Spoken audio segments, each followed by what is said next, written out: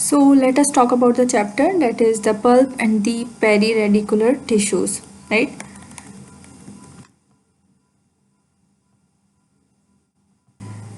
इसमें सबसे पहले हमारे पास इंट्रोडक्शन आ जाता है। सो जो पल्प होता है डेंटल पल्प टिश्यू की जब हम बात करते हैं तो वो एक मीजेनकाइमल ओरिजिन है, ठीक है। एक सॉफ्ट टिश्यू होता है जो मीजेनकाइम से ओरिजिनेट होता है, ठीक है। सेंटर ऑफ द टूथ में हमारे पास ये पल्प लोकेटेड होता है। हमें ये चीज़ पता होनी चाहिए कि पल्प डेंटिन कॉम्प्लेक्स क्या होता है। पल्प डेंटिन कॉम्प्लेक्स हमारे पास एक क्लोज रिलेशनशिप होता है ओडोंटोब्लास्ट का और डेंटिन का, उसे हम लोग कहते हैं पल्प डेंटिन कॉम्प्लेक्स, ठीक है। अगर हम इस डायग्राम में देखें तो यहाँ पे ये पूरा हमारे पास डेंटिन है, ये फिर प्री डेंटिन आती है, देन ये ओडोंटोब्लास्ट लेयर है, सेल फ्री जोन है, सेल रिच जोन आता है, एंड देन फिर पल्प कोर आता है हमारे पास, ठीक है। सो डेंटिन पल्प कॉम्प्लेक्स हमारे पास होता है ओडोंटोब्लास्ट और डेंटिन के बीच का जो ये क्लोज रिलेशनशिप होता है आपस में, उसे हम लोग फिर कहते हैं कि डेंटिन पल्प कॉम्प्लेक्स है। पल्प में हमारे पास क्या होता है कि कोलेट्रल सर्कुलेशन कम होती है या होती ही नहीं है, इसीलिए जब भी हमारे पास पल्प की इंजरी होती है तो पल्प में इतनी कैपेबिलिटी नहीं होती है कि वो रिपेयर कर सके because of the lack of true collateral circulation, ठीक है। पल्प हमारे पास थ्रू आउट द लाइफ क्या करता है, सेकेंडरी डेंटिन की फॉर्मेशन हमारे पास होती रहती है, ठीक है। तो हमारे पास इस तरीके से पल्प अपनी वाइटलिटी को मेंटेन रखता है क्योंकि वो थ्रू आउट लाइफ डेंटिन की फॉर्मेशन करता रहता है,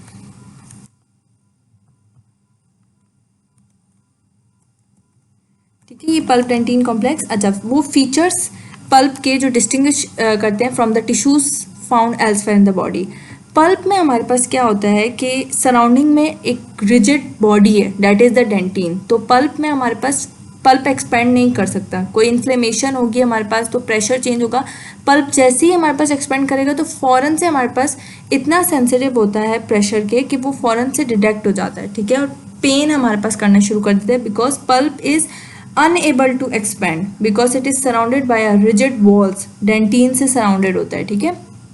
प्लस जैसे मैंने बताया कि हमारे पास कोलेट्रल ब्लड सप्लाई कम होती है तो उसकी वजह से इसकी इतनी कैपेसिटी नहीं होती कि वो रिपेयर कर सके जब भी कोई ट्रॉमा हो या कोई इंजरी हो, ठीक है। पेरीफ्री पे हमारे पास पल्प में एक स्पेशलाइज्ड किस्म के सेल्स होते हैं जिसे हम लोग ओडोंटोब्लास्ट कहते हैं। इनर्वेशन जो पल्प की होती है वो सिंपल भी होती है और कॉम्प्लेक्स भी होती है, मतलब इसमें फ्री नर्व एंडिंग्स भी होती हैं और कुछ कॉम्प्लेक्स नर्व्स भी होती हैं जो कि सप्लाई हुई भी होती है ओडोंटोब्लास्ट प्रोसेस को, ठीक है। फिर वो स्टिमुलेट करती हैं, कोई भी सेंसिटिविटी हो, थर्मल के अगेंस्ट हो, केमिकल चेंज हो, सबको हमारे पास वो डिटेक्ट करती हैं। अब डेंटल पल्प की डेवलपमेंट से रिलेटेड बात कर लेते हैं छोटी सी कि हमारे पास हमें पता है कि जब हमारे पास टूथ ने डेवलप होना होता है तो सबसे पहले बर्ड स्टेज होता है, फिर कैप स्टेज होती है, फिर बेल स्टेज होती है, ठीक है। बर्ड स्टेज में क्या होता है हमारे पास यहाँ पे डेंटल लमाइना है, डेंटल लमाइना हमारे पास प्रोलिफरेट करता है, ठीक है, और एक बर्ड लाइक स्ट्रक्चर दे देता है, ठीक है। प्रोलिफरेट कहाँ पे करता है, एक्टोमीसेनकाइम में करता है, ठीक है। फिर कैप स्टेज आती है, कैप स्टेज में क्या होता है कि यही डेंटल लमाइना जो होती है वो बहुत ज़्यादा हमारे पास प्रोलिफरेट करके एक कॉन्केविटी शेप जो है वो बना लेती है, ठीक है, जिसे हम लोग कैप स्टेज कहते हैं। कैप स्टेज में आउटर एनामल एपिथेलियम होती है, इनर एनामल एपिथेलियम होती है और ये सेंटर में स्टेलेट रेटिकुलम सेल्स होते हैं, ठीक है। देन आपके पास बेल शेप आती है, ठीक है। जब सेल्स मज़ीद हमारे पास प्रोलिफरेट करती हैं तो वो बेल शेप आ जाती है हमारे पास, ठीक है। तो इस तरीके से ये बेल शेप बना लेती हैं, ठीक है। सर्वाइकल लूप हमारे पास क्या होता है, वो एरिया होता है सर्वाइकल लूप जहाँ पे इनर एनामल एपिथेलियम और आउटर एनामल एपिथेलियम एक पॉइंट होता है जहाँ पर आके वो मीट करते हैं, ठीक है, उसे हम लोग सर्वाइकल लूप कहते हैं। पल्प इनिशियली, ठीक है, पल्प हमारे पास कैसे आता है, इनिशियली हम लोग उसे डेंटल पैपिला कहते हैं, ठीक है। उसे पल्प तभी कहा जाएगा जब सराउंडिंग में डेंटिन फॉर्म हो जाएगी। पल्प बनती पहले लेकिन उसे पल्प नहीं कहा जाएगा, उस टाइम तक डेंटल पैपिला ही कहा जाएगा। जब तक उसके सराउंडिंग में डेंटिन नहीं आ जाती हम उसे डेंटल पैपिला ही कहेंगे। जैसे ही डेंटिन आ गई तब वो कंसीडर कराएगा कि ये अब पल्प है, ठीक है। बाउंड्रीज होती है हमारे पास, ठीक है। इनर एनामल एपिथेलियम और ओडोंटोब्लास्ट जो होता है, ठीक है, वो डेंटिनो एनामल जंक्शन बनाता है, ठीक है।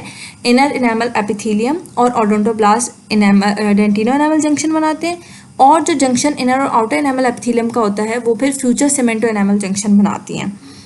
सो ये हमारे पास जंक्शन है टूथ टिश्यूज़ के, 3 साइड्स होती हैं जंक्शन की। एक होती है सीमेंटो एनामल जंक्शन, ठीक है। ये हमारे पास ये एरिया सीमेंटो एनामल जंक्शन होता है, वो एरिया जहाँ पे सीमेंटम और एनामल का मीट होता है, ठीक है। डेंटिनो एनामल जंक्शन, ठीक है, ये हमारे पास सेकंड वाला है। डेंटिनो एनामल जंक्शन कौन बनाता है? इनर एनामल एपिथेलियम और हमारे पास जो कि ओडोंटोब्लास्ट होते हैं, ठीक है, वो हमारे पास क्या बना देते हैं? डेंटिनो एनामल जंक्शन बनाती हैं। और डेंटिनो सिमेंटल जंक्शन होती है, ये वो पॉइंट होता है जहाँ पर आके एनामल एपिथेलियम और आउटर एनामल एपिथेलियम मीट करके एक सर्वाइकल लूप बनाती हैं। वो पॉइंट हमारे पास डेंटिनो सिमेंटल जंक्शन का पॉइंट होता है, ठीक है। अच्छा, हमारे पास जो माइलिनेटेड फाइबर्स होती हैं वो स्लो रेट पे हमारे पास डेवलप होती हैं। फ्लेक्सेस ऑफ रश्काव वो हम अभी आगे पढ़ेंगे, ठीक है, वो तब तक डेवलप नहीं होती है जब तक हमारे पास टूथ इरप्ट ना हो जाए, ठीक है। Coming towards the histology of the dental pulp, ठीक है, तो हमारे पास 4 डिस्टिंक्ट जोन्स होती हैं, ठीक है। अगर हम इस डायग्राम को देखें तो इस डायग्राम में हमारे पास ये चीज़ क्लियरली शो हुई है कि ये पल्प के जोन्स होते हैं, ठीक है। हमारे पास सबसे पहले पेरीफ्री पे ओडोंटोब्लास्ट लेयर होती है, ठीक है, पल्प की पेरीफ्री पे ओडोंटोब्लास्ट लेयर होती है। ये पूरी ओडोंटोब्लास्ट, ये ओडोंटोब्लास्टिक प्रोसेस है, ठीक है, ये ओडोंटोब्लास्ट है हमारे पास। देन आपके पास आती है सेल फ्री जोन, ठीक है, जहाँ पे सेल मौजूद नहीं होते but yes capillaries nerves presence होती हैं। देन सेल रिच जोन्स आती है जहाँ पे सेलुलर डेंसिटी ज़्यादा होती है, ठीक है। एंड देन आपके पास क्या होती है? पल्प कोर आ जाता है नीचे, ठीक है। सो ओडोंटोब्लास्टिक लेयर होती है, cell free zone of Weil होती है, सेल रिच जोन होती है, एंड हमारे पास क्या होती है? पल्प कोर होता है, ठीक है। देन हमारे पास आ जाती है कॉन्टेंट्स ऑफ द पल्प की बात करते हैं, ठीक है। पल्प में क्या क्या होता है? सेल्स मौजूद होते हैं, odontoblast, fibroblast, undifferentiated mesenchymal cells, defence cells जिसमें macrophages, plasma cells, mast cells आती हैं। मैट्रिक्स की बात करें तो कोलेजन फाइबर्स 1 और 2 प्रेजेंट होता है। ग्राउंड सब्सटेंसेस की बात करें, गैग्स, ग्लाइकोप्रोटीन, वाटर प्रेजेंट होता है। ब्लड वेजल्स की बात करें, arterioles, venules and capillaries present होती हैं।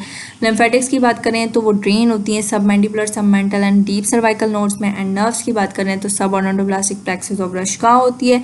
सेंसरी एफरेंट नर्व आती है, trigeminal and superior cervical ganglion nerve होती है हमारे पास, ठीक है।